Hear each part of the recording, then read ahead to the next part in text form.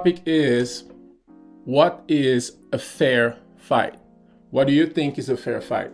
We have a situation out of Chicago, Democrat Chicago, and let's just go ahead and watch the clip. After the clip, you let me know what you think about it. Do you think it was fair? And do you think the outcome should have been what the prosecutor and the police came up with? Let's go ahead and watch the clip. No felony charges. CBS 2 political investigator Dana Kozlov found prosecutors initially gave one explanation, then changed it under pressure. Manny Portis was 18 and figuring out his future. His mom now trying to grasp the fact she'll never see his smile again. I'm dealing with not only that he's gone, but somebody has to care that he's gone.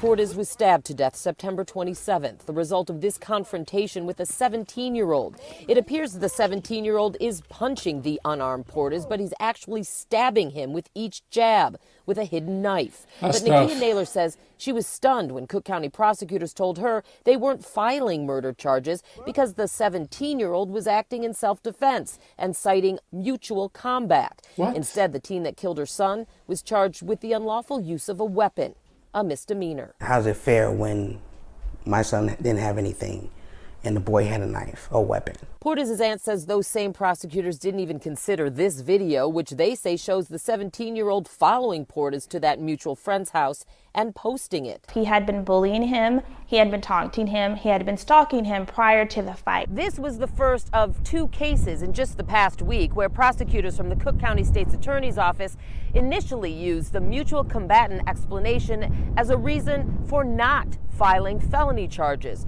raising questions about their decision. So that's the whole video. You have two kids getting into a fight. One is using his bare hand, the other one's using a knife. And the crazy part about this, watch this. A shootout between rival gang members with the unlawful use of a weapon. Right there. He's on top of him and he decided to finish him. How is that a fair fight? You're already using a knife when the other kid is using his bare hand. And then once he is on the floor, he actually went with a knife and he stabbed him in the neck or in the head. And that was it. That was not a fair fight. And he got out of it with basically nothing. Nothing.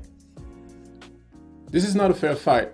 Unless the other kid was a professional fighter, the 17-year-old, he was using his bare hand, he was a professional fighter. It's really hard to kill a person with your bare hand, just punching them in the face, right? It's really, really hard. And according to the report, I have the report right here,